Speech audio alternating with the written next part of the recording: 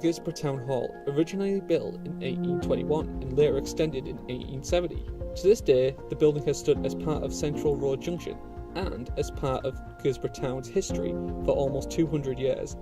But this landmark has been ravaged by the passing of time, now standing as an embarrassing shell of what it once was, with only its occupants being pigeons. But a group of local representatives are seeking to restore the town hall to its former glory, with the aim of not only renewing it, but also adapting the local landmark to prevent future deterioration and increasing the income of tourism. Thus, the Guisborough Town Hall Gateway project begun. Colin Pyrrha, one of the project representatives, explains how they started to obtain the project funding, his experience so far, and how he found a team of filmmakers willing to document this very process. My name is Colin Pyrrha, and I'm acting as a volunteer heritage consultant to the project. This building is hugely important to Guisborough itself, but also to the region. Part of my contribution to the project was to create an identity for the project. Importantly, to create a logo, to create a website, to incorporate big banners on the outside of the building. So importantly, that the community would understand that things were happening. Tourism is probably a very strong future direction for businesses and commerce in Guisborough. A project as big as this also requires a committed and focused team. Ian Smith-White, another local representative, is here to speak about the recruitment and planning in this restoration process. We're taking a very conservation-led approach, so with my background being in conservation anyway, we want to ensure that we retain as much of the historic character and significance as we can, but also modernise the building so it's fit for purpose for a wide range of new uses to ensure that it has a commercially stable future ahead of it, which isn't a burden on the people of Guisborough. Thankfully, we do have a very passionate group who are involved heavily with the project, involving the local schools, colleges and Teesside University, all of whom are really adding something over and above what you would ordinarily expect in this sort of restoration work. The building's in quite a poor state of repair, so we're very much starting from the bottom up. So everything is being looked at from the condition of the stonework through to the condition of the timber. Obviously the roof is in a poor state of repair, we've got some water ingress there, so we're looking at everything really, because unfortunately everything does need to be done with the building. Baumann Brown Architects shall be undertaking the necessary work needed to restore the building, as the exterior requires a particular cleaning method, whilst the interior is also in need of dire repairs. But in this old derelict building are pieces of history. David Baumann is here today to examine the building and takes the time to discuss also the heritage built into the town hall, along with his own opinion on the project. Hello, I'm David Baumann, I'm the conservation architect. I'm in charge in putting together the designs for the redevelopment of the town hall. It's the former town hall, built on the site of the old top house, 1821. It's Georgian in appearance, they're built just slightly in the early Victorian period. It's a marvellous example of municipal architecture. There's a lot going on in the building, not only the external appearance, which is a wonderful stone masonry, the wonderful tooling work on it, very nice architectural features in the way of the windows and the like. Internally, we've got some great assets like cast iron columns that are supporting the floors. We've also got some lovely heritage elements that are left over from the restorations and repair works in the 50s and 70s. Got some lovely old wallpaper, great fixtures and fittings like architraves, right down to doorknobs. Also joining us is Bob Norton, a member of the Redcar and Cleveland Council, whose main role is economic growth.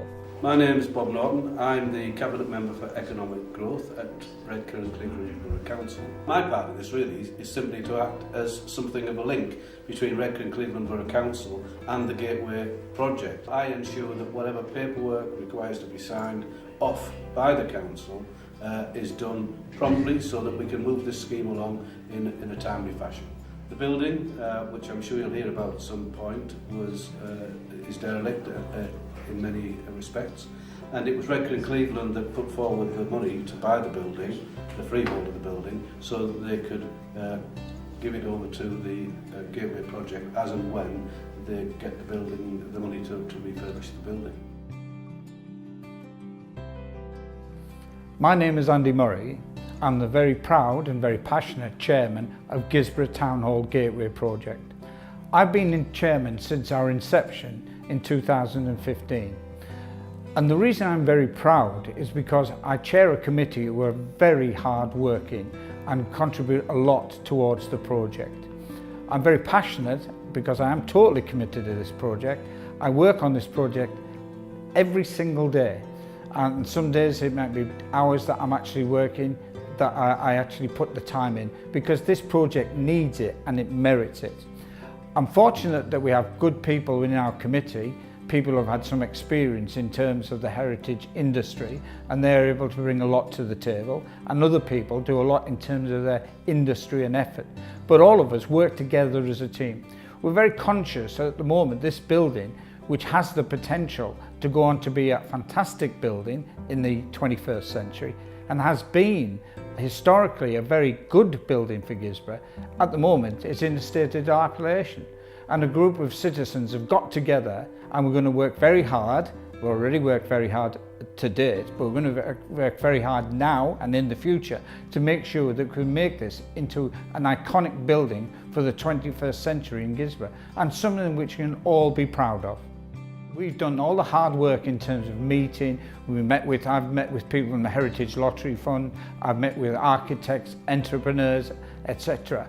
And what we're doing now, we're at the embryonic stage of the actual conversion, and it's going well. I'm pleased with the progress that we so far made.